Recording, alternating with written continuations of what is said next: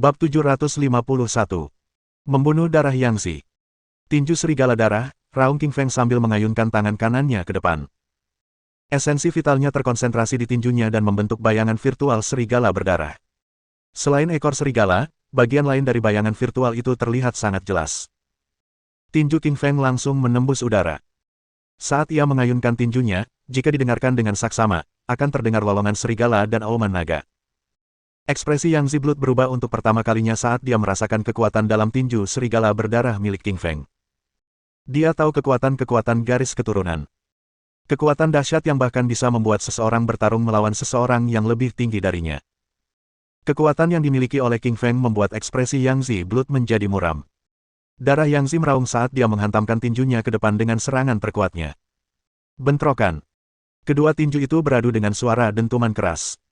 Kekuatan dahsyat yang terpancar dari benturan itu menyebabkan dinding-dinding di sekitarnya runtuh. Yangzi Blood mundur beberapa langkah sementara King Feng berdiri diam. Puff! Yangzi Blood batuk seteguk darah segar. Ia terluka akibat benturan itu, sehingga wajahnya pucat pasi. Orang-orang di sekitar tercengang ketika melihat darah Yangzi dilukai oleh King Feng. Mulut mereka ternganga tak percaya. Mereka tiba-tiba menyadari bahwa dalam pertarungan sebelumnya, kekuatan King Feng telah tertahan. Jika darah Yangzi tidak muncul, King Feng mungkin tidak akan menggunakan serangan terkuatnya. Orang yang paling terkejut adalah darah dingin. Darah Yangzi adalah salah satu dari 81 iblis yang tidak ortodoks. Meskipun ia yang terlemah dari 81 iblis, ia tetap sangat kuat. Namun, ia dilukai oleh King Feng. Adapun Raja Neraka, ia gemetar ketakutan. Kekuatan King Feng jauh melampaui imajinasinya. Raja Neraka telah mempraktikkan teknik Grandmaster gurunya dan mengonsumsi ramuan gurunya yang membantunya meningkatkan kekuatannya ke tahap puncak surga tinggi. Ia yakin akan mampu membunuh King Feng, tetapi tidak menyangka bahwa King Feng akan sekuat itu. Demi keamanan, Raja Hantu bahkan telah memberikan Raja Neraka senjata tingkat Master, pisau Raja Hantu. Namun, Raja Neraka tetap merasa bahwa ia bukan tandingan King Feng. Pada saat ini, Raja Neraka merasa bersyukur kepada darah Yangzi. Jika bukan karena darah Yangzi, ia mungkin telah dibunuh oleh King Feng. Darah Yangzi secara tidak langsung telah menyelamatkan hidupnya. Teknik garis keturunanmu sangat kuat. Kalau tidak salah, kau memiliki garis keturunan Raja Serigala kuno, kata Yangzi Blood dengan ekspresi muram. Sebagai iblis yang tidak ortodoks, Yangzi Blood sangat memahami kekuatan garis keturunan. Baguslah kau tahu betapa kuatnya itu. Kau bisa mati sekarang. Ketika melihat darah Yangzi terluka, tentu saja King Feng tidak akan melepaskan kesempatan untuk melukai darah Yangzi lebih lanjut. Ia tahu darah Yangzi sedang mencoba mengulur waktu dengan kata-katanya. Ha! King Feng meraung lagi dan melancarkan tinju Raja Serigala lainnya. Raungan serigala dan raungan naga mengiringi tinju itu, menembus udara dan menghantam darah Yangzi. Meskipun darah Yangzi kuat, ia belum mengaktifkan garis keturunannya. Karena itu, ia bukan tandingan King Feng. Ia hanya bisa mundur beberapa langkah sambil batuk darah. Aku tidak bisa membiarkan ini terus berlanjut atau aku akan dipukul sampai mati oleh King Feng, pikir Yangzi Blood dengan muram. King Feng, kau memaksaku melakukan ini. Aku akan menyerap garis keturunanmu dan menjadikannya milikku, kata Yangzi Blood sambil tersenyum haus darah. Teknik vampir. Darah Yangzi meraung. Tinjunya berubah menjadi cakar saat mencengkeram tinju King Feng. Ia ingin menghisap darah dan garis keturunannya. Adalah teknik Grandmaster yang ampuh yang memungkinkan seseorang untuk menghisap darah lawan. Petarung tingkat Grandmaster bahkan bisa mengambil garis keturunan lawan untuk diri mereka sendiri. Saat tinjunya digenggam oleh darah Yangzi, ia merasakan daya hisap yang luar biasa dari darah Yangzi. Daya hisapnya begitu kuat hingga darahnya tersedot habis. Oh tidak, darah Yangzi ingin menghisap darah dan garis keturunanku. Ekspresi wajah King Feng berubah, dan ketakutan muncul di matanya. King Feng memiliki sedikit pemahaman tentang teknik ini. Itu adalah teknik tingkat Grandmaster yang tidak lazim. Itu adalah teknik jahat yang memungkinkan seseorang untuk menghisap darah lawan. Pada saat bahaya ini, darah naga dalam tubuh King Feng mengandung kekuatan yang kuat dan langsung menghentikan kekuatan hisapnya. Pada saat yang sama, garis keturunan Raja Serigala di tubuh King Feng bersirkulasi dengan liar dan membentuk pusaran. Pusaran itu bagaikan lubang hitam yang meraung lapar dan siap melahap segalanya. Darah Yangzi Blood dihisap dan dilahap habis oleh garis darah pelahap milik King Feng. Tubuh Yangzi Blood mulai menyusut, sementara kekuatan King Feng terus meningkat. Kau punya garis keturunan pemakan, tanya Yangzi Blood ketakutan. Garis keturunan Devourer adalah salah satu dari 10 garis keturunan kuno dan merupakan mutasi dari garis keturunan Raja Serigala. Konon, Dewa Serigala kuno dapat melahap segalanya dan garis keturunan ini berasal dari leluhurnya, Devourer. Darah Yang Zi terus tersedot. Tubuhnya kejang-kejang dan ia menjadi pucat pasi karena ketakutan. Ya, takut. Darah Yang Zi ketakutan. Ia tak pernah menyangka bahwa King Feng memiliki garis keturunan pemakan. Garis keturunan kuno seperti ini bukanlah sesuatu yang bisa ia hentikan. Bahkan jika pemimpin sekte vampir ada di sini, dia tidak akan mampu menyerap darah segar milik King Feng. Hanya King Feng yang bisa menyerap garis keturunan orang lain, tidak ada yang bisa menyerap garis keturunannya. Ledakan. Darah Yang Zi ditelan sepenuhnya oleh darah King Feng, dan ia menjadi mayat kering. Ia jatuh ke tanah dengan suara dentuman. Sebelum ajalnya tiba, matanya dipenuhi ketakutan. Yang Zi Blood, salah satu dari 81 iblis tidak ortodoks, yang membawa ketakutan ke dunia kultivasi di Huaxia, telah mati. Sendawa. Setelah melahap darah Yang Zi Blood, King Feng bersendawa keras. Ekor serigala di gambar virtual menjadi lebih jelas dan berubah menjadi serigala sungguhan. Apa? Darah Yang Zi sudah mati. Bagaimana mungkin? Darah Yang Zi adalah salah satu dari 81 iblis yang tidak ortodoks. Darah Yang Zi bahkan berhasil melarikan diri dari pemimpin istana Kaisar Api. Bagaimana mungkin dia mati? King Feng telah membunuh darah Yang Zi. Ini berarti dia bahkan lebih kuat dari darah Yang Zi. Semua orang menyebut darah Yang Zi sebagai iblis, tapi menurutku, King Feng lah iblis yang sebenarnya. Lihat, dia menelan darah-darah Yang Zi. Orang-orang di sekitarnya menatap King Feng dengan ketakutan seolah-olah mereka telah melihat setan. Darah Yang Zi memang mengerikan. Namun, ia adalah anggota non-ortodoks. Ia menjadi lebih kuat dengan menggunakan teknik vampir. Sebaliknya, King Feng adalah anggota ortodoks. Bagaimana mungkin ia menelan darah seseorang? Saat ini, darah dingin dan Raja Neraka adalah yang paling ketakutan. Mereka menatap tubuh darah Yang Zi dengan ketakutan. Keduanya takut bahwa King Feng akan mengubah mereka menjadi mayat kering. Bab 752. Alam Setengah Grandmaster. Cepat sekali gelombang-gelombang. Setelah melahap darah Yang Zi Blood, kekuatan King Feng mulai tumbuh dengan stabil dari tingkat menengah surga tinggi 3.500 kg menjadi 4.000 kg menjadi 4.500 kg menjadi 4.750 kg. 4.750 kg, ini berarti bahwa King Feng hanya selangkah lagi dari tahap Grandmaster. Harus diakui bahwa sebagai salah satu dari 81 iblis yang tidak ortodoks, darah-darah Yang Zi mengandung kekuatan yang luar biasa. Kini setelah King Feng menelan darahnya, kekuatan darah Yang Zi telah menyatu dengan kekuatan milik King Feng dan memungkinkan kekuatan milik King Feng meningkat pesat hingga ia hanya selangkah lagi dari level Grandmaster. Saat ini, King Feng adalah orang terkuat di daerah sekitarnya. Kekuatannya luar biasa dan tak ada yang bisa menandinginya. Darah dingin, Raja Neraka, aku akan membunuh kalian berdua, kata King Feng dengan senyum dingin. Matanya dipenuhi niat membunuh. Tepat saat ia hendak membunuh mereka berdua, ekspresinya berubah. Oh tidak, efek negatif dari pengaktifan garis keturunan muncul lagi. Kekuatannya melemah, ia merasa mual, dan ia merasa akan pingsan kapan saja. Sial. Kalau saja aku punya sedikit waktu lagi, aku pasti bisa membunuh Cold Blood dan Hell King, pikir King Feng dengan penuh penyesalan. Dia tahu dia tidak bisa membuang waktu lagi, dia harus segera pergi. Darah dingin dan yang lainnya hampir pulih kekuatannya. Jika mereka menyadari bahwa dia menderita efek negatif dari pengaktifan garis keturunannya, mereka pasti akan membunuhnya. King Feng menggigit lidahnya dan sedikit sadar kembali. Ia bergerak seperti kilatan cahaya di samping makam Raja Eliksir Yun Xiao dan menemukan sebuah buku hitam di dalamnya. Buku hitam itu bernama. Tanpa sepatah kata pun, King Feng meraih buku itu. Lalu ia dengan hati-hati menyimpan Black Crow Finesse.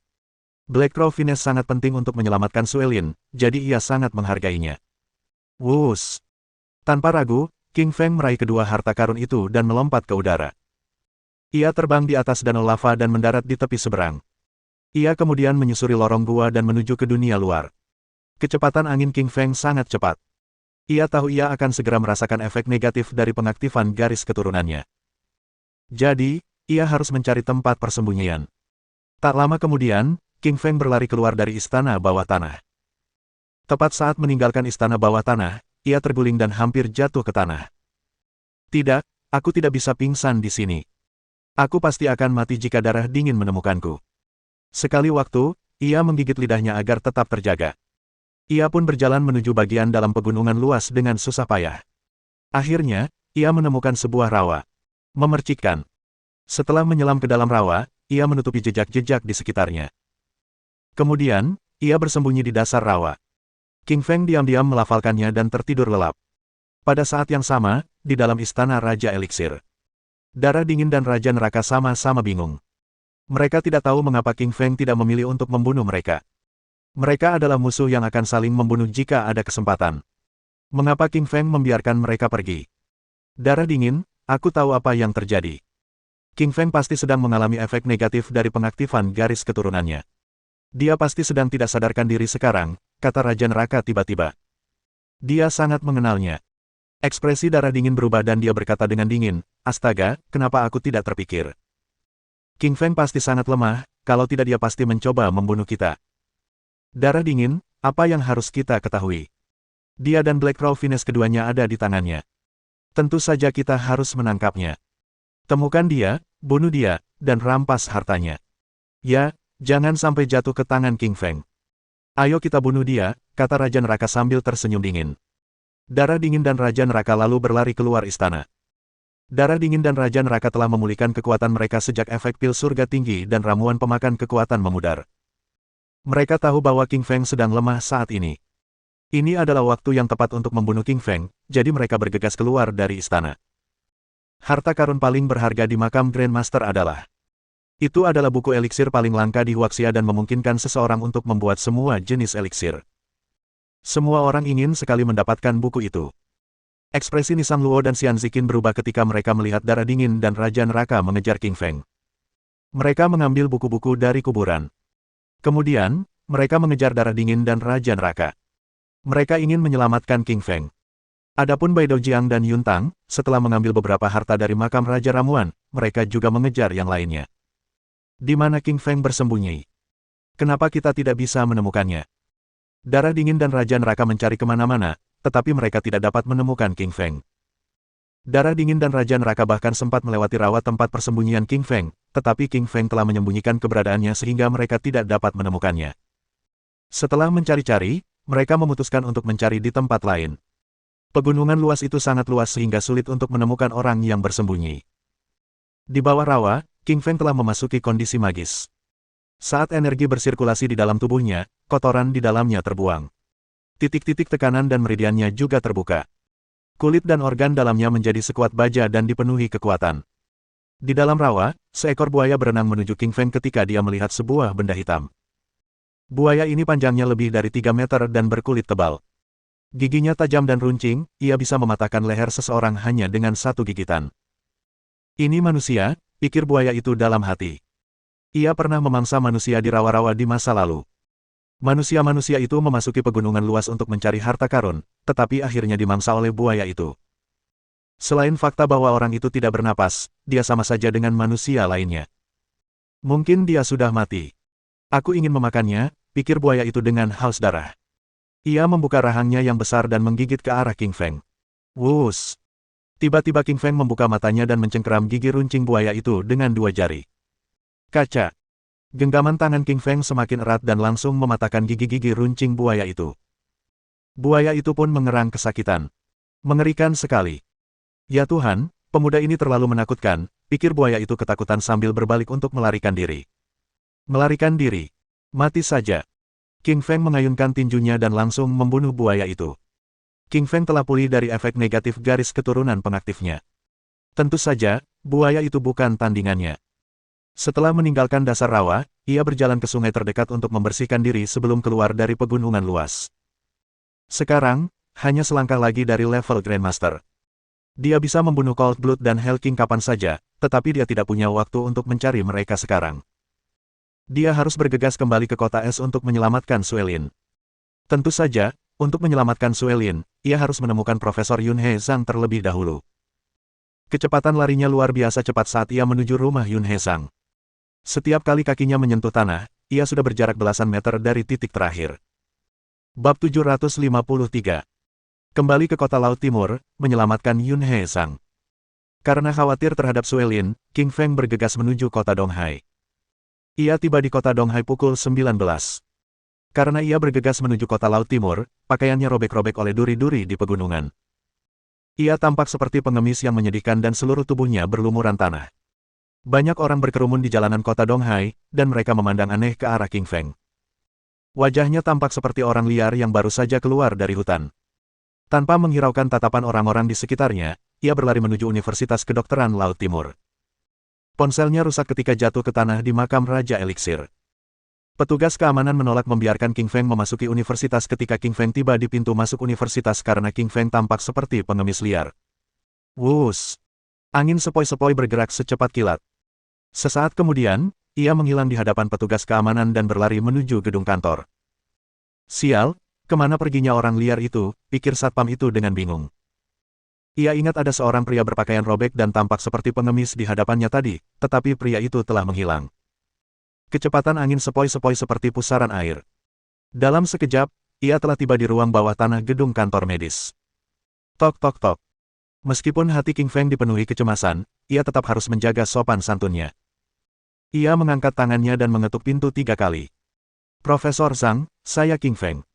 Saya telah menemukan tanaman merambat gagak hitam. Silakan buka pintunya, kata King Feng sambil berdiri di luar pintu. Yun He Zhang begitu gembira saat mendengar suara King Feng sehingga ia menjatuhkan peralatan percobaan di atas meja. Peralatan eksperimen itu sangat mahal dan merupakan favorit Yun He Zhang, tetapi ia tidak peduli dengan peralatan di tanah itu. Ia malah bergegas ke pintu dengan penuh semangat. Hati Yun He Zhang dipenuhi kegembiraan saat mendengar kata-kata King Feng. Katanya, dia telah mendapatkan Black Crow Finesse, penawar racun pelunak tulangnya. Bagaimana mungkin dia tidak bahagia? King Feng, apa kau benar-benar menemukan tanaman merambat gagak hitam yang super langka? Coba aku lihat. Yun He Zhang, seorang ahli di bidang pengobatan, kini tampak bersemangat seperti anak kecil. King Feng berkata sambil tersenyum ringan, ini, sambil menyerahkan tanaman merambat gagak hitam. Zhang Yunhe mengamati tanaman merambat gagak hitam dengan saksama. Tanaman merambat itu panjangnya sekitar setengah meter. Seluruh tubuhnya berwarna hitam pekat dan sekuat baja. Dia menggaruk kukunya pada tanaman merambat itu tetapi tidak berhasil meninggalkan bekas. King Feng, tanaman merambat ini terlalu keras. Aku bahkan tidak bisa menggaruknya. Apa yang harus kita lakukan? Tanya Yun He Zhang dengan muram. Tidak apa-apa. Aku bisa mematahkannya sekarang, kata King Feng sambil tersenyum tipis. Ia meraih Black Crow Finesse dan mematahkannya menjadi 2 bagian dengan tangannya. Ah, seru Yun He Zhang. Ia menatap King Feng dengan tatapan takjub. Tanaman merambat itu bahkan lebih keras dari baja. Seberapa kuatkah kekuatan yang dimiliki King Feng? Bagaimana mungkin ia mematahkan tanaman merambat itu dengan tangan kosong? Jika King Feng masih di level surga tinggi, ia tidak akan mampu mematahkan tanaman merambat tersebut. Namun, ia hanya selangkah lagi untuk menjadi petarung tingkat Grandmaster. Tentu saja, ia dapat dengan mudah mematahkan tanaman merambat gagak hitam. Profesor Zhang, saya akan membantu Anda menyeduh Black Crow Finesse untuk menyembuhkan racun pelunak tulang Anda, kata King Feng. Ia tidak ingin membuang waktu. Zhang Yunhe hanya bisa pergi dan menyembuhkan Suelin setelah racun pelunak tulangnya sembuh. Kekuatan King Feng sekarang luar biasa. Tangannya lebih kuat dari pisau, tentu saja, ia bisa dengan mudah mematahkan tanaman merambat gagak hitam. King Feng mematahkan tanaman merambat itu menjadi puluhan fragmen sepanjang 1 cm, kemudian, ia menuangkan air ke dalam teko keramik dan menyeduh isinya. Saat dia menyeduh anggur gagak hitam, King Feng mengeluarkannya dan mulai membacanya dengan saksama. Buku ini berisi penjelasan lengkap tentang berbagai herbal dan khasiatnya. Di bagian belakang buku, dijelaskan berbagai metode pembuatan ramuan. Buku ini menjelaskan metode pembuatan eliksir surga bawah, eliksir surga tinggi, dan eliksir Grandmaster. Selain itu, terdapat juga resep untuk eliksir penawar racun, eliksir kekuatan, dan eliksir esensi vital, DEL. Untuk membuat eliksir, 3 hal terpenting adalah bahan-bahannya, wadah eliksirnya, dan apinya. Karena tidak memiliki bahan-bahan, wadah eliksir, atau apinya, mustahil baginya untuk membuat eliksir. Ia hanya mempelajari pengetahuan teoritisnya karena tidak ada hal lain yang bisa dilakukan. Alkimia adalah cabang ilmu yang sulit. Setelah 2 jam, King Feng hanya membaca beberapa halaman buku itu. Meskipun ia tidak menyelesaikannya, ia sudah berada pada pemahaman dasar tentang alkimia. Seseorang membutuhkan pengetahuan teoretis tentang suatu subjek sebelum dapat menerapkannya dalam situasi praktis. Jika King Feng mencoba membuat ramuan tanpa mempelajari pengetahuan teoretis, ia pasti akan gagal. 2 jam kemudian, Black Crow Finesse di dalam teko keramik bergelembung. Setelah diseduh, cairan itu meleleh menjadi zat hitam yang lengket. Zat hitam berbentuk batang itu mirip sirup maple, hanya saja warnanya hitam, bukan karamel. Zat ini memancarkan aroma herbal yang kuat, manis dengan sedikit aroma pahit. King Feng menuangkan zat hitam lengket itu dan menyerahkannya kepada Yun He Zhang. Zhang Yunhe menyesapnya dan merasa rasanya terlalu pahit. Namun, demi menyembuhkan penyakitnya, ia bertahan dan menghabiskan seluruh larutannya. Saat larutan itu memasuki tubuh Yun He Zhang, tanaman merambat gagak hitam berubah menjadi energi hitam dan mulai melarutkan racun pelunak tulang berwarna putih di dalam tubuhnya. Jika ada mikroskop, akan terlihat jelas bahwa ada perubahan revolusioner yang terjadi di dalam tubuh Yun He Zhang. Racun putih di dalam tubuhnya perlahan-lahan dilenyapkan oleh larutan Black Crow Finesse. Zhang Yunhe merasakan sensasi hangat di sekujur tubuhnya dan tubuhnya dipenuhi kekuatan. Ketika larutan Black Crow Finesse mencapai kakinya, jaringan ikatnya yang rusak juga mulai pulih. Tentu saja, pemulihan matriks tulang adalah proses yang menyakitkan. Wajah Yun He Zhang dipenuhi rasa sakit. Tetesan keringat yang besar menetes di dahinya. Kuku-kukunya menancap dalam di telapak tangannya dan menyebabkan darah mengucur deras. Meskipun sangat kesakitan, Yun He Zhang mengatupkan giginya dan bertahan.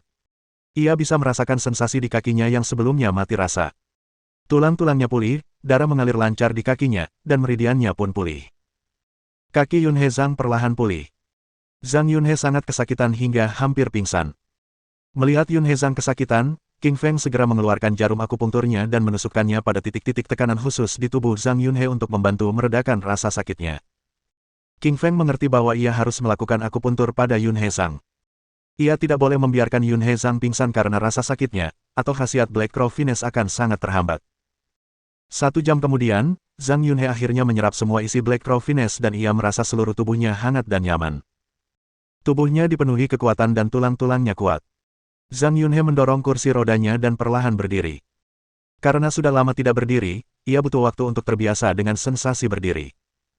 Profesor Zhang, saya membantu menyingkirkan racun pelunak tulang Anda dan menyembuhkan kaki Anda. Bisakah Anda membantu saya membangunkan istri saya, Sue Lin, sekarang? Tanya King Feng cemas. Bab 754. Mengusir Sue Lin dari rumah sakit. King Feng, aku sudah bilang. Aku punya 2 syarat yang harus kau penuhi agar aku bisa menyelamatkan Sue Lin. Pertama, kakiku harus sembuh, dan kedua, aku harus mengalahkan Direktur Asosiasi Medis Nasional, kata Yun He Zhang. Profesor Zhang, agar aku bisa mengalahkan muridmu, aku harus menantangnya. Asosiasi Medis Huaxia juga perlu berpartisipasi untuk menilai tantangan ini. Aku tidak bisa mengalahkannya sekarang. Bisakah kau membangunkan Sue Lin dulu? Aku, King Feng Li, pasti akan menepati janjiku dan membantumu mengalahkan Yun San Ye, kata King Feng sambil mengerutkan kening. Ia telah berjuang keras untuk menemukan Black Crow Finesse untuk Yun He Zhang dan hampir mati di makam Raja Elixir. Namun kini, setelah menyembuhkan kaki Yun He Zhang masih menginginkannya memenuhi syarat kedua. King Feng hanya ingin membangunkan Sue Lin dengan cepat, dia pasti akan memenuhi persyaratan yang dia janjikan pada Yun He Zhang. Zhang Yunhe sepertinya menyadari kekesalan King Feng. Ia berkata sambil mendesah, King Feng, terima kasih telah menyembuhkan kakiku. Aku bisa menyembuhkan Sue Lin untukmu, tetapi aku harap kau akan membantuku mengalahkan Yun San Ye di masa depan. Saat menyebut Yun San Ye, Yun He Zhang menggertakkan giginya dengan geram. Saat itu, Yun San Ye adalah muridnya, tetapi ia tetap mengkhianati Yun He Zhang. Ia tidak hanya meracuni Yun He Zhang, tetapi juga mengusirnya dari asosiasi medis. Profesor Zhang, tenanglah. Aku pasti akan membalaskan dendammu dan mengalahkan Yun San Ye, kata King Feng meyakinkan Zhang Yunhe. Ia juga menyadari konflik antara guru dan muridnya. Jika itu pengobatan Tiongkok, King Feng jelas seorang dokter yang saleh. Karena itu, ia tidak takut pada Yun San Ye. King Feng bisa menyembuhkan penyakit apapun, kecuali penyakit mental. Setelah Yun He Zhang setuju untuk menyelamatkan Sue Lin, King Feng memijat kakinya dan bahkan memasukkan sejumlah saripati vital ke dalam tubuhnya untuk membantunya pulih lebih cepat. Dengan Black Crow Finesse dan keterampilan akupuntur milik King Feng, tak lama kemudian, Yun He Zhang berhasil berjalan dalam jarak pendek. King Feng, ayo kita pergi dan sembuhkan Sue Lin, kata Yun He Zhang sambil tersenyum ringan. Meskipun baru menyelesaikan satu tugas, ia tetap memilih untuk menyelamatkan Sue Lin. Ia percaya pada King Feng, ia adalah orang yang menepati janjinya. Rumah Sakit Rakyat nomor 1. Saat itu, ruang VIP tanda pagar 1 dipenuhi keributan. Cui Wang telah memimpin sekelompok orang untuk mengusir Sue Lin keluar dari bangsal. Cui Wang memasang ekspresi garang di wajahnya. Ia menunjuk Sue Lin yang tak sadarkan diri dan berteriak, usir wanita ini. Cui Wang tahu bahwa Sue Lin adalah istri King Feng. Dia telah menghinanya di rumah sakit dan keduanya terlibat konflik yang mendalam. Cui Wang ingin membalas dendam terhadap Suelin dan King Feng tetapi Suelin dilindungi oleh direktur rumah sakit, Su Zhao, jadi dia tidak bisa berbuat apa-apa. Namun kini, Su Zhao diusir dari rumah sakit oleh Dewan Direksi. Suami Cui Wang, Jun Ye, diangkat sebagai direktur rumah sakit yang baru, dan ia kini menjadi istri direktur, jadi wajar saja jika ia berani mengusir Suelin dari rumah sakit. Cui Wang, Suelin masih pingsan.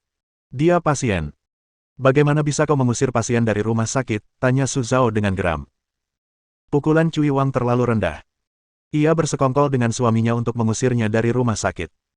Kini, ia bahkan ingin mengusir Suelin dari rumah sakit, jadi wajar saja jika Su Zhao menentang tindakannya. Su Zhao, Anda bukan lagi direktur rumah sakit. Saya yang mengambil keputusan sekarang, kata seorang pria berkacamata dengan dingin. Pria parubaya itu adalah Jun Ye, suami Cui Wang. Awalnya, Su Zhao masih bisa menjabat sebagai direktur untuk sementara waktu, tetapi Jun Ye menggunakan cara ilegal untuk mengusirnya. Seorang pejabat penting dari Asosiasi Medis Huaxia telah tiba di rumah sakit. Ia merasa sakit dan ingin tinggal di rumah sakit, sehingga Jun Ye ingin mengusir Suelin. Selain itu, ia senang memanfaatkan kesempatan ini untuk membalas dendam terhadap Su Zhao.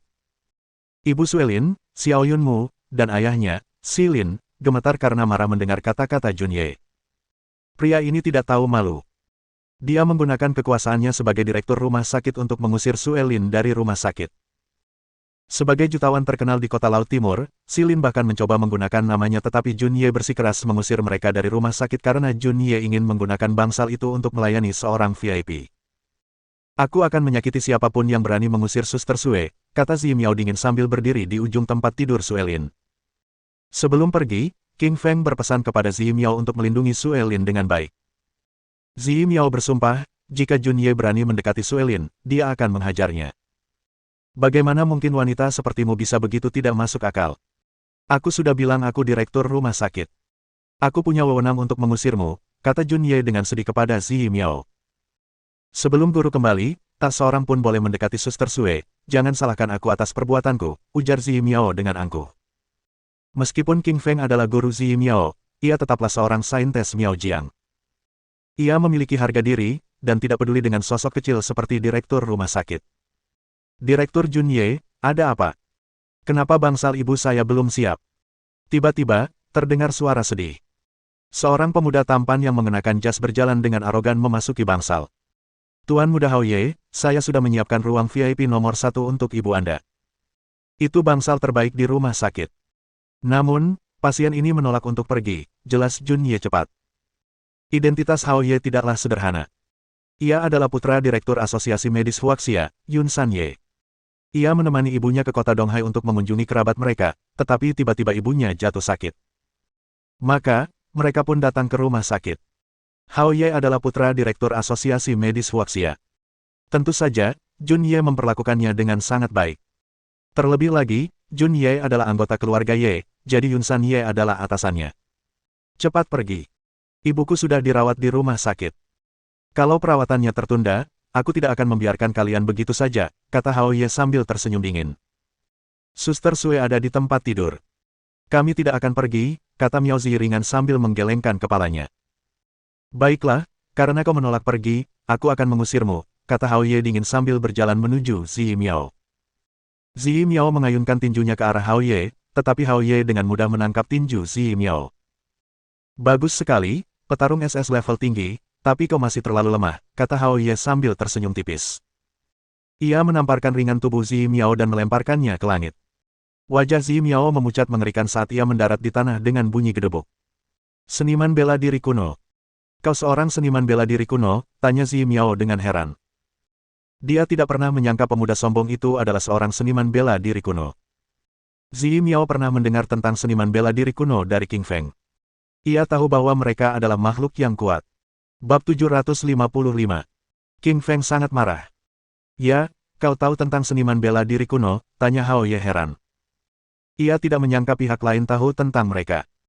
Hao Ye telah belajar dari klan 7 misteri sejak muda. Ia sangat berbakat dan tekun, sehingga ia sudah menjadi petarung tingkat surga tinggi. Ia cukup terkenal di kalangan seniman bela diri kuno. Hao Ye tahu bahwa kebanyakan orang di dunia adalah orang biasa. Bahkan prajurit operasi khusus pun hanyalah orang biasa yang memiliki beberapa keterampilan. Kebanyakan orang tidak tahu tentang keberadaan seniman bela diri kuno. Zi Miao hanyalah seorang petarung SS level atas dan dia bukan tandingan Hao Ye. Karena itu rumah sakit, Hao Ye tidak membunuhnya, tetapi jika itu di tempat lain, ceritanya pasti akan berbeda. Tuan muda Ye sungguh kuat, teriak 5 antek di belakang Hao Ye dan mencoba menyenangkan Hao Ye. Pergi dan usir wanita itu dari tempat tidur, kata Hao Ye kepada antek-anteknya. Para antek mengangguk dan berjalan menuju Suelin. Mereka bersiap mengusirnya ketika mendengar suara geram. Siapa yang berani mengusirnya? Ketika mereka melihat pemandangan itu, hati King Feng dan Zhang Yunhe langsung bergejolak. Sial, kalau aku datang terlambat, istriku pasti sudah diusir dari bangsal, pikir King Feng. Teman, siapa kau? Urus saja urusanmu sendiri, kata antek pertama dengan nada meremehkan. Hao Ye adalah orang yang arogan dengan latar belakang yang kuat, ia suka menindas yang lemah. Karena itulah, para antek ini menjadi sangat arogan setelah mengikuti Hao Ye. King Feng mencibir sambil berjalan menuju antek pertama. Tanpa sepatah kata pun, King Feng menamparkan wajah antek itu. Ayah! Wajah si antek membengkak dan ia memuntahkan giginya yang patah setelah ditampar oleh King Feng. Tubuhnya terlempar ke belakang dan mendarat di tanah dengan bunyi gedebuk yang keras sebelum ia pingsan. Siapa kau? Beraninya kau memukul anak buahku? Kau mau mati? Tanya Hao Ye dengan nada muram. Seperti kata pepatah, sebelum memukul anjing, seseorang harus melihat siapa tuannya. Antek itu seperti anjing Hao Ye. Antek itu akan menggigit siapapun yang diperintahkan Hao Ye. Sekarang anjingnya dipukuli, Hao Ye tentu saja harus membalaskan dendam anjingnya. King Feng mengabaikan kata-kata Hao Ye. Ia berjalan ke sisi Zi Miao dan bertanya, Zi, ada apa? Guru, beginilah situasinya, kata Zi Miao sambil menjelaskan situasinya kepada King Feng. Ekspresi wajah King Feng menjadi muram setelah mendengarkan penuturan Zi Miao. Ia tak pernah menyangka Su Zhao akan dipecat hanya beberapa hari setelah ia pergi dan Jun Ye menjadi direktur rumah sakit. Demi menyenangkan Jun Ye, Hao Ye berani mencoba mengusir Suelin dari rumah sakit. Sejujurnya, bahkan jika Hao Ye tidak mengusir Suelin, King Feng tidak akan membiarkan Suelin tinggal di rumah sakit lebih lama lagi. Karena rasa hormatnya kepada Su Zhao, King Feng membawa Suelin ke rumah sakit rakyat nomor 1. Namun, karena Su Zhao bukan lagi direktur rumah sakit, ia tidak perlu lagi menunjukkan rasa hormatnya. Tentu saja, ia akan meninggalkan rumah sakit. Zi, ayo kita ke rumah sakit lain, kata King Feng sambil tersenyum tipis. Matanya berkilat khawatir saat ia menggendong Suelin. Kemudian, ia mulai berjalan keluar rumah sakit. Karena tidak sadarkan diri, wajah Suelin pucat pasi. Kulitnya tidak lagi berkilau, melainkan sedikit kusam. Hal ini membuat hati King Feng sakit. King Feng memeluk Suelin erat-erat. Ia ingin menghangatkannya dan bertekad untuk meninggalkan rumah sakit bersama Suelin. Teman, bagaimana kau bisa pergi setelah memukul orangku? Apa aku sudah bilang kau boleh pergi? Tanya Hao Ye dengan nada muram sambil menghalangi jalan King Feng. Pergi, teriak King Feng. Ia sedang dalam suasana hati yang buruk dan ingin segera mengobati Suelin. Bajingan, beraninya kau menghinaku. Kau mau dipukuli? Kata Hao Ye sambil tersenyum dingin, bersiap menghajar King Feng. Guru, hati-hati. Hao Ye adalah seorang seniman bela diri kuno. Dia adalah petarung tingkat surga tinggi, Zi Miao memperingatkan King Feng. Ia ditampar oleh Hao Ye, jadi ia sangat menyadari kekuatan Hao Ye. Mendengar peringatan Zi Miao, King Feng hanya tersenyum tipis, tetapi tidak terlalu memikirkannya. Di makam Raja Eliksir, ia telah membunuh banyak petarung tingkat surga tinggi. Di matanya, Hao Ye bukanlah apa-apa. Hao Ye menyalurkan esensi vitalnya dan mengayunkan gelombangnya ke arah tubuh King Feng. Tinju itu mengandung kekuatan yang luar biasa dan menembus udara. Kekuatan itu unik bagi para petarung tingkat surga tinggi. Wajah Zi Miao dipenuhi kekhawatiran saat melihat kekuatan Hao Ye. Para antek Hao Ye dipenuhi kegembiraan. Mereka sudah bisa membayangkan pukulan yang akan diterimanya. Banting! Tangannya mencengkeram Suelin, lalu ia menendang kaki kanannya secepat kilat ke arah tubuh Hao Ye, mendarat di dada Hao Ye dengan suara dentuman keras. Ah! Hao Ye mengerang. Kaca! Tulang rusuknya patah dan tubuhnya terpental ke udara, menghantam dinding rumah sakit dengan keras. Hao Ye kemudian batuk darah yang sangat banyak sebelum pingsan. Apa? Tuan muda dikalahkan. Orang-orang di sekitar, terutama antek-antek Hao Ye, tercengang melihat Hao Ye kalah. Mata mereka semua terbelalak tak percaya. Orang lain mungkin baru tahu betapa kuatnya Hao Ye, tetapi para anteknya telah lama mengikuti Hao Ye. Hao Ye adalah petarung tingkat surga tinggi yang bisa dengan mudah mengalahkan lawan. Bagaimana mungkin dia dikalahkan hanya dengan satu tendangan? Bibir merah Zi Miao membentuk huruf O. Matanya dipenuhi rasa takjub. Ia berpikir, guru sungguh kuat. Beliau 100 kali lebih kuat dari sebelumnya. Zi Miao bahkan tidak menyadari serangan King Feng, dan Hao Ye kalah telak. Zi, ibu mertua, ayah mertua, ayo kita pergi, kata King Feng sambil tersenyum tipis. Ia tidak menatap Hao Ye. Ia justru menggendong Suelin saat rombongan itu keluar dari rumah sakit rakyat nomor 1. King Feng berjalan di depan. Ia mengemudikan mobil dan mengantar semua orang ke Rumah Sakit Pengobatan Tiongkok Laut Timur. Rumah Sakit Pengobatan Tiongkok Laut Timur adalah rumah sakit pengobatan Tiongkok terbesar di kota Laut Timur. Rumah sakit ini dimiliki oleh Rektor Universitas Kedokteran, Miao Chunzang, yang juga merupakan Direktur Asosiasi Pengobatan Tiongkok Kota Laut Timur. Dalam perjalanan, King Feng menelepon Miao Chunzang dan memintanya untuk menunggu mereka di pintu masuk rumah sakit. Rumah sakit pengobatan Cina Laut Timur terletak di daerah pedesaan utara kota Laut Timur dan mereka tiba di rumah sakit dalam waktu 30 menit. Ketika mereka tiba di rumah sakit, Miao Chunzang secara pribadi menyambut mereka dan membawa Suelin ke bangsal VIP terbaik. Di dalam bangsal VIP, Suelin mengenakan piyama putih dan berbaring diam di tempat tidur. Wajahnya pucat dan ada bekas air mata di ujung matanya. Matanya terpejam rapat seperti putri tidur. Profesor Zhang, bisakah Anda mulai merawatnya? Tanya King Feng cemas sambil menatap Zhang Yunhe. Yunhe Zhang mengangguk dan berkata, iya. Kemudian, Yunhe Zhang menggunakan peralatan medis untuk melakukan pemeriksaan menyeluruh terhadap Suelin. Ia memastikan bahwa Suelin telah memasuki kondisi hipnosis diri setelah mengalami kesedihan yang mendalam. Kemudian, ia mulai menyelamatkan Suelin. Bab 756. Suelin bangun. Kota Tianjing, keluarga Gu. Sebagai salah satu dari 4 keluarga seni bela diri kuno keluarga Tianjing, keluarga Gu memiliki pengaruh yang sangat besar dan banyak petarung kuat dalam keluarga tersebut. Seorang pria parubaya yang tegap, berotot, dan hikmat duduk di tengah aula. Ekspresinya muram dan niat membunuh terpancar dari tubuhnya. Pria parubaya itu bernama Zentian Gu, dan ia adalah kepala keluarga Gu sekaligus petarung tingkat Grandmaster. Ia sangat kuat. Di bawahnya, Bai Dao Jiang berdiri dengan kepala tertunduk dan matanya berputar-putar. Jelas, Bai Dao Jiang sedang merencanakan sesuatu yang jahat. Bai Dao Jiang, apa kau mengatakan yang sebenarnya? Putraku, Jianlong Gu, dibunuh oleh King Feng, tanya Zentian Gu dengan nada muram. Ketua Gu, saya menyaksikan sendiri kematian King Feng dengan mata kepala sendiri, kata Bai Dao Jiang dengan hormat. Ia tidak berani bicara sembarangan di hadapan petarung setingkat Grandmaster. King Feng Li, beraninya kau membunuh anakku. Kau pantas mati, kata Zentian Gu sambil memukul meja hingga hancur berkeping-keping. Jianlong Gu adalah putra kesayangan Zentian Gu. Jianlong Gu juga merupakan putra paling berbakat yang berhasil mencapai puncak alam surga tinggi di usia muda. Ia tidak pernah masuk dalam daftar alam surga tinggi karena menyembunyikan kekuatannya, tetapi tak seorang pun menyangka ia akan dibunuh oleh King Feng. Dao Gu, teriak Zentian Gu. Baik, ketua. Seorang pria parubaya dengan pisau besar di pinggangnya muncul di aula. Ia bertubuh tegap dan berwajah mengintimidasi. Pria parubaya itu bernama Dao Gu, seorang tetua keluarga Gu.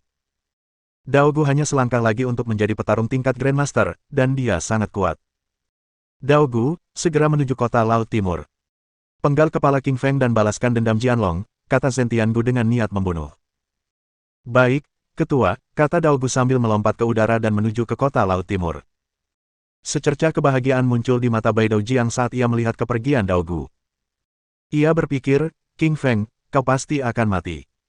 Tak ada yang bisa menyelamatkanmu sekarang setelah kau membuat keluarga Gu marah. Keluarga Gu adalah keluarga setingkat Grandmaster dan mereka jauh lebih kuat dari yang kau bayangkan.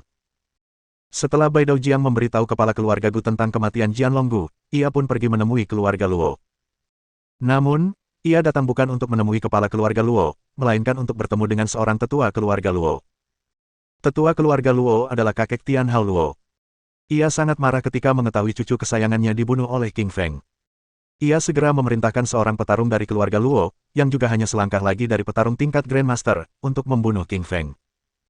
Pada saat yang sama, Yun Tang tiba di Sekte Tangan Besi. Sebagai perempuan, Yun Tang dan Cui Lantai memiliki hubungan yang cukup baik. Yun Tang pernah mengunjungi Sekte Tinju Besi sekali di masa lalu. Di dalam aula Sekte Tinju Besi, seorang pria parubaya berotot berdiri dengan gagah. Ia sangat kuat dan mengintimidasi. Ia adalah ketua Sekte Tinju Besi, Zhong Tiantai. Ia juga seorang petarung tingkat Grandmaster. Kepala Tai, aku punya kabar buruk untukmu. Aku melihat dengan mata kepalaku sendiri bagaimana King Feng mendorong Cuilan Tai ke dalam lava. Ia hancur berkeping-keping. Suster Cuilan meninggal dengan tragis, kata Yuntang sambil meneteskan beberapa tetes air mata. Akankah Yuntang menangis demi Cuilan Tai? Tentu saja tidak. Ia hanya menangis untuk mendapatkan kesan baik dari Zhong Tiantai. King Feng, kau keterlaluan. Pertama kau membunuh putraku, Ming Tai. Lalu, kau membunuh putriku, Cuilan Tai. Sekte Tinju Besi tidak akan membiarkanmu pergi, Zhong Tiantai bersumpah.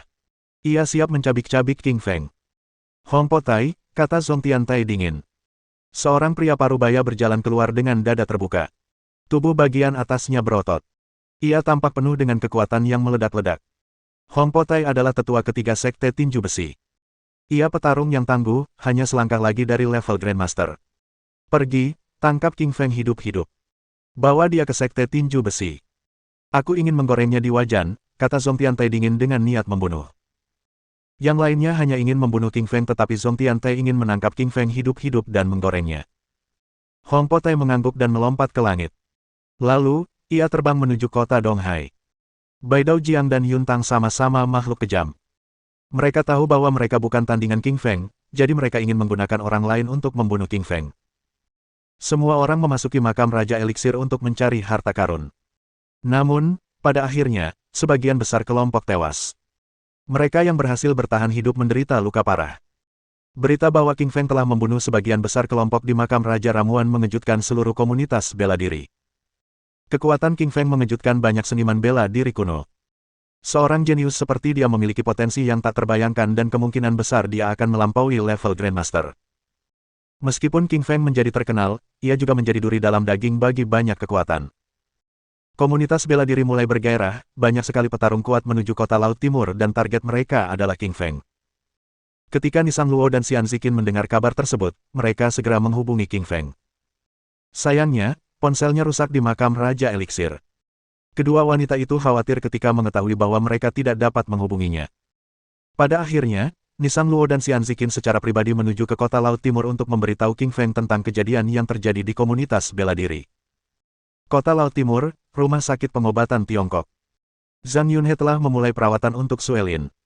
Metode perawatannya sangat istimewa, dan King Feng belum pernah mendengarnya sebelumnya. Zhang Yunhe memasang berbagai macam alat medis di kepala Suelin untuk merangsang gelombang otaknya. Kemudian, ia memasang banyak foto di komputer. Ada berbagai macam foto Suelin dan King Feng bersama, foto Suelin bersama orang tuanya, dan foto Suelin saat bekerja. Zhang Yunhe memberitahu King Feng bahwa ia telah memasuki kondisi hipnosis yang diinduksi sendiri. Mereka perlu menggunakan sesuatu yang khusus untuk merangsangnya. Untuk merangsang pikiran Suelin, mereka perlu menggunakan hal-hal yang paling ia pedulikan. Suelin paling peduli pada King Feng, lalu orang tuanya dan perusahaan es dan salju. Setiap kali Yunhe Zhang mengirimkan gambar King Feng untuk merangsang otak Suelin, wajah Suelin akan dipenuhi dengan cinta, kasih sayang, kebencian, kesedihan dan keputusasaan. Hatinya sakit melihat ekspresi Suelin yang memilukan. Ia tahu Suelin menyukainya, tetapi ia tak akan memaafkan perbuatannya. Anaknya dengan Ruyan Liu membuatnya sangat sedih.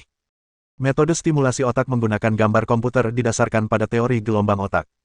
Metode ini berbahaya karena otak manusia sangat kompleks dan rentan. Satu kesalahan saja dapat menyebabkan kematian pasien. Yunhe Zhang adalah seorang pakar penyakit saraf. Ia telah mempelajari otak selama 50 tahun dan memiliki pemahaman mendalam tentang setiap sudut otak.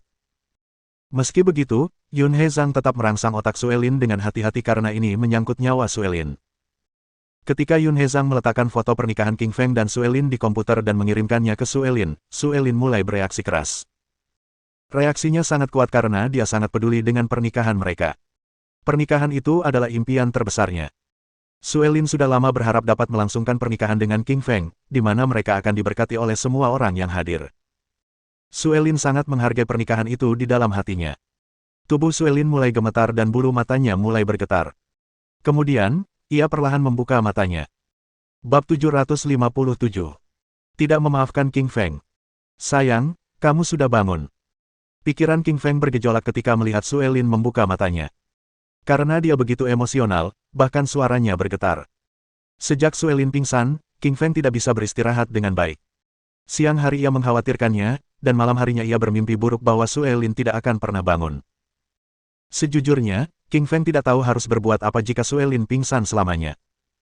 Hidupnya pasti akan menjadi kelabu. Saat Sue Lin melihat King Feng yang emosional, wajah menawannya dipenuhi dengan cinta dan benci. Tetes, tetes. Tetesan air mata mengalir di pipinya.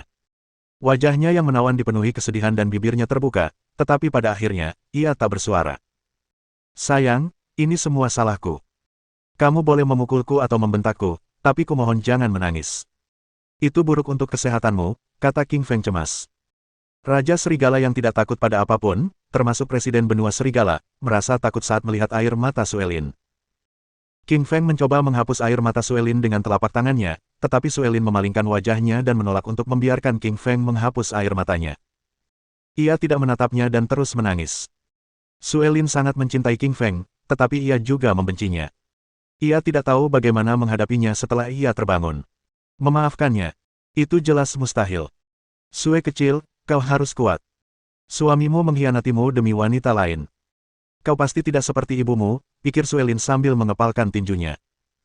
Ia menolak menatap pria yang ia cintai sekaligus benci ini. King Feng, sebaiknya kau keluar. Jangan membuat Sue Lin kesal. Gawat kalau dia pingsan lagi, kata Yun He Zhang sambil mengerutkan kening. Duh. King Feng tahu bahwa Yun He Zhang benar.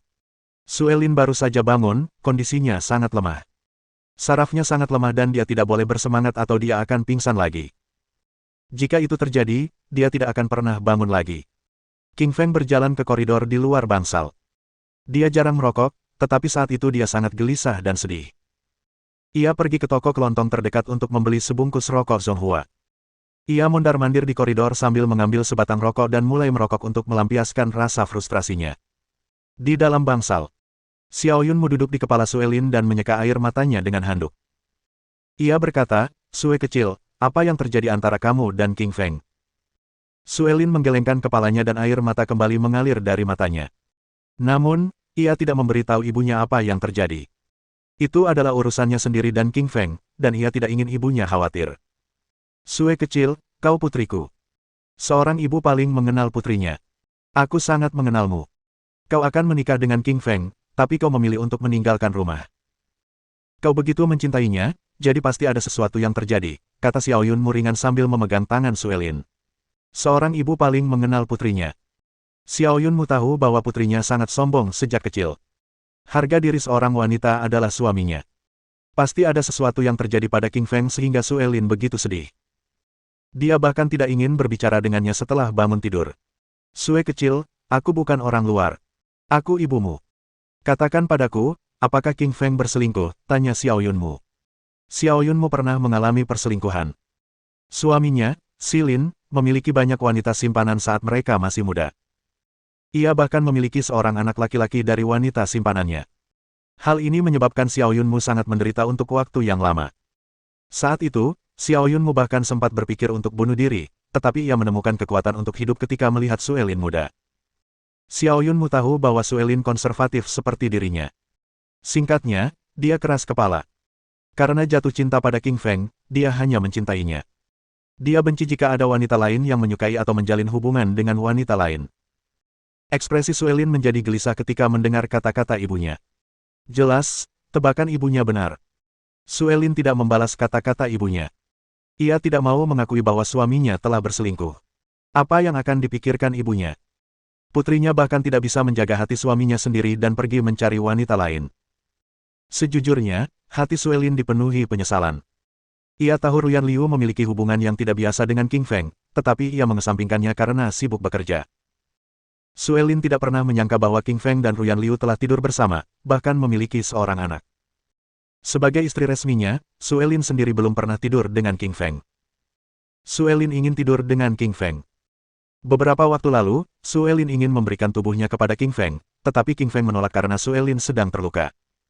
Dia berkata bahwa mereka harus menunggu sampai Sue Lin pulih. Sue Lin telah setuju karena mereka akan menikah dalam 2 minggu. Mereka bisa tidur bersama di malam pernikahan mereka. Ia tidak pernah menyangka akan mengetahui hubungan antara King Feng dan Ruyan Liu sekarang. Hal ini membuatnya marah dan sedih. Sue kecil, aku tahu kalau dia memang salah, tapi aku tahu dia mencintaimu. Apa yang sudah kau putuskan? Apa kau akan memaafkannya atau tidak? Tanya Xiao Yunmu sambil menatap Sue Lin dengan tatapan khawatir. Putrinya menjalani kehidupan yang begitu sulit.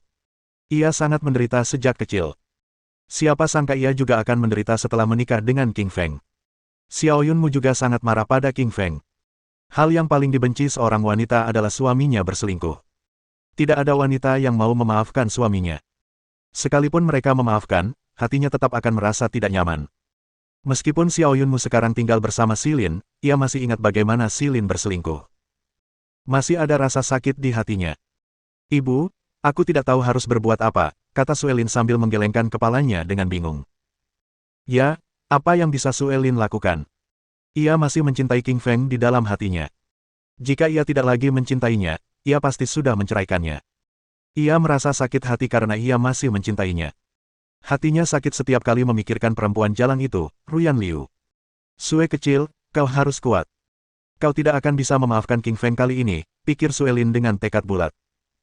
Suelin telah bersumpah dalam hatinya untuk tidak memaafkan King Feng apapun yang terjadi. Bab 758. Si sedihnya King Feng. King Feng mondar-mandir di koridor, hatinya sangat gelisah. Hatinya sakit sekali saat melihat air mata Suelin. Dia tahu Suelin sangat marah, dia belum memaafkannya. Hao, aku mengacau, kata King Feng sambil mendesah. Ia tak tahu harus berbuat apa lagi selain mendesah. Saat itu, Yun He Zhang keluar dari bangsal. Ia berkata, King Feng, meskipun sayangmu sudah bangun, dia tidak boleh terlalu bersemangat selama masa pemulihannya. Akan merepotkan jika dia pingsan lagi. King Feng mengangguk. Dia tahu Suelin baru saja pulih dan tidak boleh terlalu bersemangat. Profesor Zhang, Suelin tidak mau memaafkan saya. Apa yang harus saya lakukan? Tanya King Feng dengan nada bersalah. Sayangmu menolak memaafkanmu karena dia terlalu mencintaimu. Satu-satunya yang bisa menyelesaikan masalah ini adalah dirimu sendiri. Perlakukanlah sayangmu dengan lebih baik di masa depan dan jangan bahas masalahmu dengan Ruyan Liu di depannya, saran Yun He Zhang sambil tersenyum tipis. Terima kasih, Profesor Zhang, kata King Feng penuh terima kasih sambil membungkuk. Kalau ada yang melihat Raja Serigala yang tersohor itu membungkuk pada seorang lelaki tua, mereka pasti akan tercengang. Bahkan seorang petarung tingkat Grandmaster pun tak akan tunduk padanya. Namun, karena ia telah menyelamatkan Suelin, ia memperlakukan Yun He Zhang dengan begitu hormat. Hal ini membuatnya jauh lebih bahagia daripada jika Yun He Zhang menyelamatkan nyawanya sendiri. King Feng, aku telah menepati janjiku dan membangunkan Suelin untukmu. Kuharap kau bisa memenuhi janji keduamu untuk membantuku mengalahkan Direktur Asosiasi Medis Nasional, Yun San Ye, kata Yun He Zhang. Suara Yun He Zhang dipenuhi kebencian saat menyebut Yun San Ye. Muridnya yang tak tahu malu telah mengkhianatinya dan merampas segalanya darinya. Ia ingin membunuh Yun San Ye sekarang juga, tetapi ia tak mampu. Karena itu, ia hanya bisa meminta King Feng untuk memenuhi keinginannya. King Feng mengangguk dan meyakinkannya, jangan khawatir Profesor Zhang, aku pasti akan mengalahkan Yun San Ye dan membalaskan dendamu. Petik 2. Kemudian, Yun He Zhang menasihati King Feng tentang beberapa hal penting yang harus diperhatikan Suelin sebelum pergi. Kakinya baru saja pulih sehingga tubuhnya masih lemah. Ia tidak bisa tinggal di rumah sakit terlalu lama, jadi ia pulang untuk beristirahat. Setelah Yun He Zhang pergi, King Feng juga berjalan kembali ke bangsal. Sayang, kamu haus. Biar aku tuangkan air, tanya King Feng sambil tersenyum pada Suelin. Meskipun Suelin tidak memaafkannya, King Feng tetap memperlakukannya dengan sangat baik untuk mencoba mendapatkan pengampunannya. Suelin memalingkan wajah menawannya dan menolak berbicara dengan King Feng. Sue kecil, kau pasti bisa. Jangan bicara padanya, pikir Suelin sambil menyemangati dirinya sendiri dalam hati. Melihat ekspresinya, King Feng tahu bahwa wanita itu tidak ingin berbicara dengannya. Hal ini membuatnya sangat sedih. King Feng sangat kesal. Bahkan ketika Suelin bersikap dingin, dia tetap menanggapinya. Tapi sekarang, dia benar-benar mengabaikannya dan memperlakukannya seperti orang asing. Perang dingin antara pasangan. Tiba-tiba, kata-kata itu terlintas di benak King King. Ia sering melihat di berita bahwa pasangan-pasangan akan terlibat perang dingin ketika terjadi pertengkaran atau ketika sang pria berselingkuh. Apa itu perang dingin? Perang dingin terjadi ketika mereka tidak berkomunikasi dan sama sekali mengabaikan satu sama lain. Sungguh mengerikan. Bayangkan, jika kekasihmu benar-benar mengabaikanmu dan memperlakukanmu seperti orang asing, apa yang akan kamu rasakan? Kamu pasti akan patah hati. Kekerasan dingin semacam ini cukup umum di masyarakat. Berbeda dengan kekerasan di mana seorang perempuan menamparkan seseorang untuk melampiaskan amarahnya. Kekerasan lebih baik daripada kekerasan dingin. Hubungan dengan cepat pulih setelah kekerasan. Kekerasan dingin berbeda. Kekerasan itu mengerikan karena perempuan itu sama sekali mengabaikan laki-laki itu. Sayang, aku salah. Kalau kamu sedih, pukul saja aku, kata King Feng dengan suara rendah seperti anak SD yang baru saja berbuat salah. Air mata mengalir dari wajah Suelin saat dia mendengar kata-kata King Feng. Bisakah dia memukulnya? Tentu saja tidak. Dia mencintainya di dalam hatinya. Tapi dia juga punya harga diri, dia tidak bisa memaafkan masalahnya dengan Ruyan Liu. King Feng, biarkan Suelin sendiri sebentar. Pergilah, kata Xiao Yunmu dengan sedih ketika melihat air mata Suelin. Xiao Yunmu dulu sangat puas dengan menantunya, tetapi sekarang ia sangat tidak senang dengannya. Seorang pria yang berselingkuh tidak bisa dimaafkan. Itu adalah pengkhianatan terhadap kekasihnya.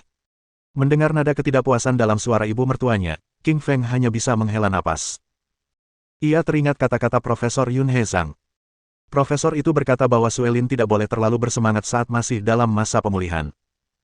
Karena itu, ia hanya bisa meninggalkan bangsal. Ketika King Feng keluar dari bangsal, Alice dan anggota tim Wolf Fang berjalan menghampirinya. Alice tampak menggoda dan menawan. Ia mengenakan pakaian ketat yang menonjolkan lekuk tubuhnya yang menawan, dan payudaranya yang besar menarik perhatian. Biasanya, King Feng pasti akan mengagumi tubuh Alice, tetapi dia terlalu kesal dengan masalah Suelin untuk melakukan itu sekarang. Kenapa kalian ada di sini? Tanya King Feng sambil mengerutkan kening ketika melihat anggota tim taring serigala. Dia telah meminta Alice, Mong, Dewa Kematian, dan manusia botak untuk melindungi rumah sakit dari luar.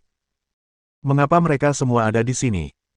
Alice berkata dengan senyum menggoda, kami mendengar bahwa Suelin telah bangun jadi kami datang untuk melihatnya. Bos, apakah adik ipar kita baik-baik saja? Mong dan yang lainnya bertanya dengan khawatir. Biksu itu telah bertemu Suelin beberapa kali dan sangat menghormatinya. Ia tahu bahwa Suelin memperlakukannya dengan sangat baik. King Feng hanya bisa tersenyum pahit. Ia bisa mengatakan bahwa Suelin mengabaikannya. Ia berkata, dia baru saja bangun, dia baik-baik saja. Petik 2.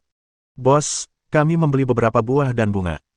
Kami akan mengunjunginya sekarang, kata Mong. Ia sedang memegang sekeranjang buah di tangannya. Sebagai anggota tim taring serigala, Mong dan yang lainnya hanya tahu cara membunuh orang. Ini pertama kalinya mereka membeli hadiah untuk mengunjungi seseorang. Melihat mereka ingin masuk ke bangsal, King Feng ingin menghentikan mereka. Ia berkata, saya menghargai perhatian kalian. Kalian bisa meletakkan keranjang buah di sini. Suelin perlu istirahat. Jangan masuk. King Feng tidak berani membiarkan mereka masuk bangsal. Suelin masih marah dan bahkan tidak berbicara dengannya. Ia selalu kesal setiap kali melihatnya. Ia akan lebih kesal lagi jika melihat Alice dan yang lainnya. Alice bertugas melindungi Ruyan Liu, jadi dia sangat dekat dengan Ruyan Liu. Suelin juga tahu tentang hal ini. Jika dia melihat Alice, dia akan memikirkan Ruyan Liu dan mungkin akan marah lagi. Akan sulit jika Suelin pingsan lagi, jadi King Feng tidak berani membiarkan mereka masuk ke bangsal. Bab 759. Bahaya tiba. Lily tidak mengizinkan tim taring serigala masuk ke kamar rumah sakit. Mereka akhirnya meletakkan keranjang buah dan bunga di pintu. Meskipun mereka sangat ingin masuk dan melihat Suelin, mereka harus menuruti perintah bos mereka. Bos, selama Anda pergi, banyak kelompok yang mencoba membunuh kakak ipar Suelin, tetapi kami berhasil menghentikan mereka, kata Daois dengan cemas, mengerutkan kening.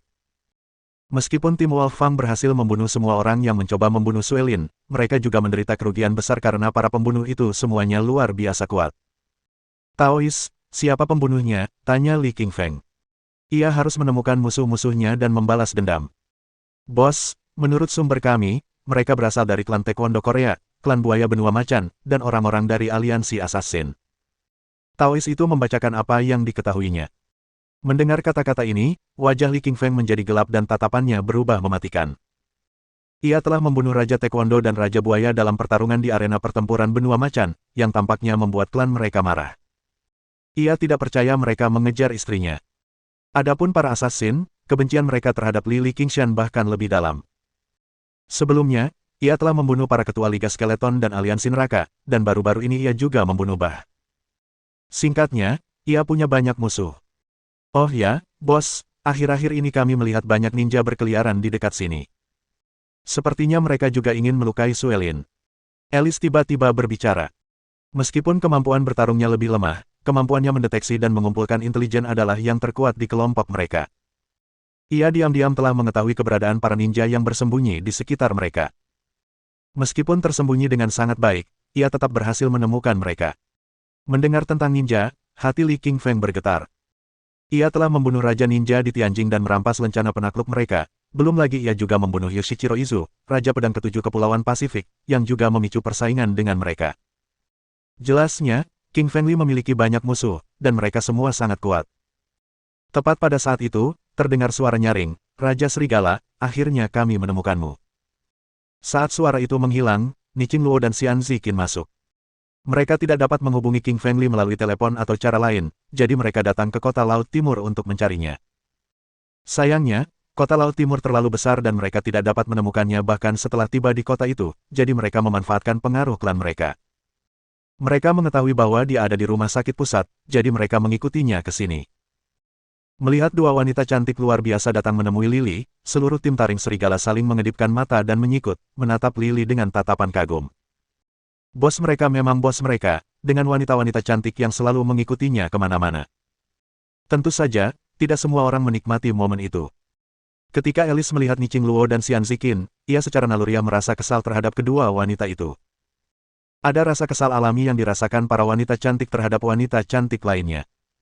Mengapa kalian berdua datang? Alis King Feng Li berkerut, matanya penuh pertanyaan. Setelah Lily King Feng melarikan diri dari makam Raja Eliksir dan bersembunyi di rawa-rawa, ia langsung kembali ke kota Laut Timur. Ia tidak mencoba menghubungi kedua wanita itu dan tidak menyangka mereka akan muncul di kota Laut Timur. Raja Serigala, aku di sini untuk menyampaikan kabar buruk. Bai Dao Jiang memberitahu klan Jiang dan tetua keluarga Luo tentang kau yang membunuh Jian Longgu dan Tian Hao Luo. Mereka telah mengirim petarung tangguh untuk membunuhmu, kata Niching Luo.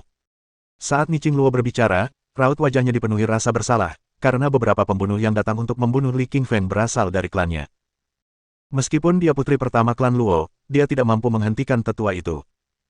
Lily mengangguk, menandakan ia mengerti. Ia tidak menyalahkan Niching Luo karena ia tahu konsekuensi membunuh Tian Hao Luo. Keluarga Tian Hao Luo pasti akan membalas dendam. Tebakan Li Qingfeng benar. Tetua pertama keluarga Luo sangat kuat, bahkan melebihi kepala klan. Dia selalu berusaha mengambil alih posisi kepala klan. Xian Ziqin juga berkata, Raja Serigala, Yuntang pergi ke Sekte Tinju Besi. Dia memberitahu ketua sekte tentang kau yang membunuh Cui Lantai dan mereka mengirim orang untuk membunuhmu juga. Sekte Tangan Besi. Mendengar nama itu, wajah Lily King Feng tiba-tiba menjadi dingin. Ia sama sekali tidak menyukai sekte seni bela diri kuno itu. Anggota tim Wolf Fang lainnya berdiri di sampingnya, tercengang. Astaga, apa yang terjadi pada bos mereka? Kenapa semua orang mengejarnya? Li Qingfeng sudah setengah jalan menuju alam Grandmaster, jadi dia tidak takut pada orang-orang ini. Yang benar-benar membuatnya khawatir adalah Sue Lin dan Ruyan Liu. Dia punya terlalu banyak musuh, jika musuh-musuh ini memutuskan untuk menyakiti para wanitanya, dia tidak akan mampu menghadapinya. Nona Luo, Nona Qin, saya ingin meminta bantuan. Raja Serigala, tolong bicara, kau adalah penyelamat kami dan masalahmu adalah masalah kami. Aku ingin tahu apakah kalian berdua bisa tinggal di kota Laut Timur untuk sementara waktu dan membantuku melindungi Ruyan Liu. Ucapan King Feng Li terdengar lantang.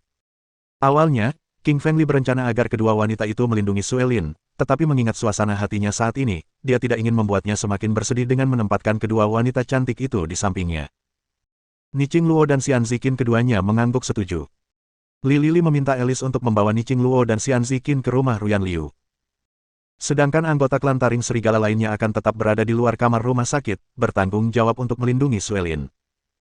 King Feng Li tahu bahwa mereka tidak akan cukup untuk melindungi Sue Lin jika para pembunuh benar-benar datang, karena musuh-musuh mereka semuanya adalah seniman bela diri kuno. Taois, bolehkah aku meminjam ponselmu? King Feng Li meminjam ponsel Taois dan menghubungi nomor telepon ketua Sekte Takdir Langit. Li Qingfeng tahu bahwa Raja Iblis Takdir Langit berada di tingkat puncak alam surga tinggi dan sebelumnya juga berada di alam Grandmaster. Dia akan sangat cocok untuk melindungi Sue Lin, dan Sue Lin juga tidak akan salah paham. Orang di seberang telepon menjawab dengan cepat. Li Qingfeng langsung berkata, Raja Iblis Takdir Langit, datanglah ke kota Laut Timur. Aku ingin kau melindungi kekasihku, Sue Lin. Baik, Tuan Muda, saya akan segera menuju ke sana, kata Raja Iblis Takdir Langit dengan hormat. Setelah beberapa jam, Raja Iblis Takdir Langit tiba sendirian di rumah sakit. Ia tidak membawa cucunya karena ia tahu ia ada di sana untuk melindungi Suelin. Membawa cucunya tidak akan membantu. Melihat kedatangannya, King Fengli menjelaskan kepadanya situasi berbahaya yang mereka hadapi, mempersiapkannya. Lagi pula, Raja Iblis Takdir Langit telah hidup selama puluhan tahun, terlibat dalam banyak pertempuran, dan sangat berpengalaman. Dia mungkin bisa memberi nasihat yang berguna kepada King Feng. Benar saja, setelah mendengar penjelasan King Fengli tentang situasi berbahaya itu, dia merenung sejenak dan menemukan solusinya. Tuan muda, bukankah tuanmu, Raja Iblis Ujung Angin, sudah memberitahumu tentang kekuatan lencana penakluk? Lencana itu bisa memanggil 10 Raja Agung dan mengaktifkan garis keturunan mereka, tanya Raja Iblis Takdir Langit, suaranya dipenuhi pertanyaan. King Fengli menggelengkan kepalanya dan berkata, lencana penakluk telah hilang sebelumnya, dan guruku juga tidak memberitahuku hal ini. Petik 2. Bab 760. Mengaktifkan lencana penakluk. Tuan muda, kalau begitu, izinkan saya memberitahu Anda. Tuan ketiga penakluk, Li, memerintah Huaxia. 10 Raja Iblis terhebat di bawahnya semuanya memiliki kekuatan garis keturunan, tetapi mereka belum terbangun. Begitu kekuatan garis keturunan itu aktif, mereka semua mungkin bisa memasuki alam Grandmaster. Mendengar ini, King Feng menjadi sangat gembira setelah beberapa saat. Dia sangat akrab dengan kekuatan garis keturunan yang luar biasa, yang memberi para petarung kemampuan untuk melewati level dan wilayah dalam pertempuran. King Fengli tahu bahwa Raja Iblis Singa memiliki totem singa di dadanya, dan Raja Iblis Naga Hijau memiliki totem naga di dadanya, tetapi mereka tidak mengaktifkan garis keturunan mereka. Li King Feng sekarang tahu alasannya. Mereka membutuhkan lencana penakluk untuk mengaktifkan garis keturunan mereka. Raja Iblis Takdir Langit, jika aku menggunakan lencana penakluk, bisakah aku membantumu membangkitkan garis keturunanmu? Tanya King Fengli. Raja Iblis Takdir Langit mengangguk dan berkata, baik, Tuan Muda. Setelah garis keturunanku aktif, aku akan naik setidaknya setengah langkah ke alam Grandmaster. Setelah itu, aku akan mencapai alam Grandmaster sepenuhnya. Bagus, bagus, bagus. Li Qingshan mengucapkan 3 kata bagus sekaligus, menunjukkan kegembiraannya yang meluap-luap. King Fengli tahu bahwa mereka tidak dapat mengaktifkan garis keturunan Raja Iblis Takdir Langit di rumah sakit karena dapat menimbulkan kekacauan dan merusak perawatan Suelin. Setelah beberapa saat, King Feng memikirkan tempat yang bagus untuk aktivasi, yaitu Gunung Tunggal. Gunung itu juga merupakan markas Liga King Feng, wilayah kekuasaannya, dan karenanya merupakan tempat yang paling tepat untuk mengaktifkan lencana sang penakluk. Raja Iblis Takdir Langit, ayo kita pergi ke Gunung Lone. Li King Feng membawa Raja Iblis Takdir Langit keluar dari rumah sakit dan berkendara menuju Gunung Lone. Sebelum pergi, Li King Feng menginstruksikan anggota tim taring serigala untuk melindungi Suelin. Li King Feng pertama kali membeli ponsel. Di zaman itu, ponsel merupakan alat komunikasi yang penting, vital untuk segala aktivitas. Ia kemudian memberitahu anggota geng lainnya nomor teleponnya, dan meminta mereka untuk menghubunginya jika membutuhkannya. Li King Feng melaju kencang, dan tiba di Gunung Lone tak lama kemudian. King Kong telah membawa beberapa anggota Liga King Feng untuk menyambut mereka di kaki Gunung Lone. Halo, kakek Li. Semua orang membungkuk ke arah Li Qingshan, memberi salam hormat. Li King Feng mengangguk dan berkata, Raja Kong, aku butuh kamar yang tenang. Tanpa gangguan. Baik, kakek Li, kata King Kong dengan hormat, sambil menuntun Li dan Raja Iblis Takdir Langit menuju sebuah ruangan tenang di gunung belakang. Sebagai markas besar Liga King Feng, Gunung Tunggal telah membangun ratusan rumah, dan semuanya luar biasa indah. Rumah besar yang paling indah terletak di belakang, dibangun khusus untuk Li. Tak seorang pun berani tinggal di sana selain dia. Tuan muda, saya tidak tahu Anda begitu kuat di kota Laut Timur. Raja Iblis Skyfade terkesima. Tuan mudanya memang putra sang penakluk agung dan jumlah pengikutnya sungguh luar biasa. Lili tersenyum, tanpa berkata apa-apa. Ia membawa Raja Iblis Takdir Langit ke dalam rumahnya dan memerintahkan King Kong untuk menunggu di luar dan menjaga pintu dari pengunjung. Mengusir. King Fengli segera mengambil lencana penakluk dari tubuhnya dan berkata, Raja Iblis Takdir Langit, bagaimana cara mengaktifkan lencana penakluk? Kau adalah putra penakluk agung Tuan ketiga Li. Kau hanya perlu meneteskan darahmu ke lencana itu, dan lencana itu akan mengenali tuannya. Lencana itu akan secara otomatis memberitahumu metode untuk mengaktifkan semua garis keturunan Raja Iblis. Itu hanya akan berhasil untukmu, tidak untuk orang lain, kata Raja Iblis Takdir Langit. Li King Feng mengangguk, menunjukkan bahwa ia mengerti. Pantas saja Raja Ninja tidak bisa menemukan cara untuk mengaktifkan garis keturunan. Ia bukan keturunan sang penakluk agung, jadi ia tidak bisa mengaktifkan lencana tersebut. Kemampuan itu sepenuhnya milik Li Qingfeng. Memotong.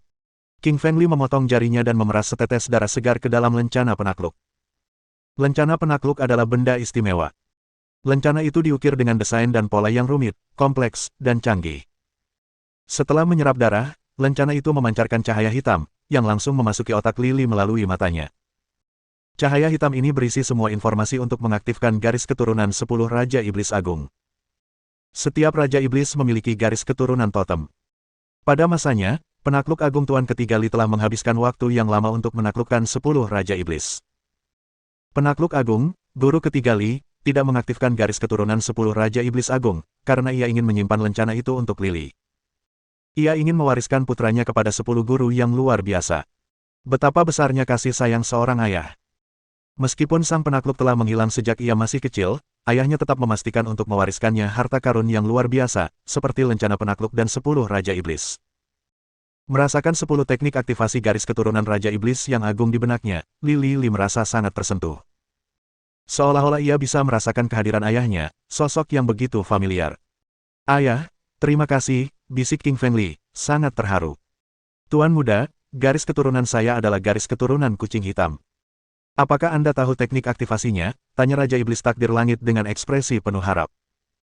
Raja Iblis Takdir Langit ingin membangkitkan kekuatan garis keturunannya 15 tahun yang lalu, tetapi sang penakluk agung menolaknya, dengan mengatakan bahwa ia ingin putranya, Qingfeng, mengaktifkannya sehingga mereka dapat melindungi Qingfeng di masa depan.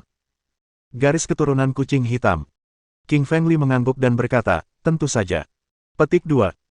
Di antara 10 garis keturunan besar, kucing hitam bukanlah yang terkuat dalam hal kekuatan ofensif, tetapi memiliki kemampuan psikis yang kuat.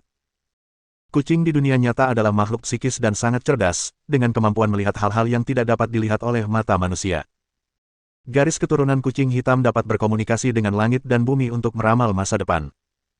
Begitu Raja Iblis Takdir Langit mengaktifkan garis keturunan kucing hitamnya, kemampuannya untuk meramal masa depan akan sangat terbantu. "Raja Iblis Takdir Langit, buka bajumu dan duduklah. Aku akan mengaktifkan garis keturunanmu," kata Qingfeng Li. Melalui informasi yang masuk ke otaknya, Li Qingfeng mengetahui bahwa untuk mengaktifkan garis keturunan, ia perlu menemukan titik-titik tertentu di tubuhnya. Titik-titik ini bukanlah titik akupuntur biasa yang dikenal dalam pengobatan modern. Titik-titik ini adalah titik-titik akupuntur yang diwariskan dari zaman kuno, yang dikenal sebagai titik akupuntur kuno. Manusia telah memulai studi mereka tentang tubuh manusia sejak zaman kuno. Mereka sangat berpengetahuan luas di bidang titik akupuntur, meridian, daging, darah, tulang, dan berbagai hal lainnya. Raja Iblis Takdir Langit duduk telanjang, merasa sedikit malu dengan keadaannya. Saat membayangkan Li Qingfeng mengaktifkan garis keturunannya, ia perlahan-lahan merasa rileks. Li mengeluarkan 9 jarum perak. Mengikuti instruksi aktivasi garis keturunan di otaknya, ia menusuk tubuh Raja Iblis Takdir Langit di 9 titik akupuntur kuno, menyedot darah dari tubuhnya. Tentu saja, selain merangsang 9 titik akupuntur kuno, ada juga nyanyian khusus. "Raja Iblis Takdir Langit, sekarang aku akan menyampaikan mantra yang mengaktifkan garis keturunan kucing hitam kepadamu. Perhatikan dan ingatlah baik-baik. Akulah kucing surga, yang selalu hadir, penghubung langit dan bumi, peramal masa depan, titik langit, titik bumi, titik dewa." Lantang Qingfeng membacakan mantra garis keturunan kucing hitam agar Raja Iblis Takdir Langit mengingatnya. Raja Iblis Takdir Langit mengulangi mantra Li, tubuhnya bergejolak. Garis keturunannya mulai mengalir ke arah yang aneh, berbeda dari jalur yang pernah mereka lalui sebelumnya, sebuah bentuk sirkulasi darah kuno. Perlahan, garis keturunan Raja Iblis Takdir Langit terbangun, darah di tubuhnya mendidih, mengeluarkan suara keras. Bersamaan dengan itu, semburan energi besar terpancar dari tubuh Raja Iblis Takdir Langit. Mohon dukungan dari omom ante-ante sekalian, buat subscribe atau sharekan novel Mimin ke Facebook kalian, agar channel Mimin bisa terus berkembang. Dengan begitu, Mimin bisa lebih semangat untuk up novel seru lain ke depannya. Buat teman-teman yang sudah subscribe dan sharekan novel Mimin, Mimin ucapkan terima kasih sebanyak-banyaknya.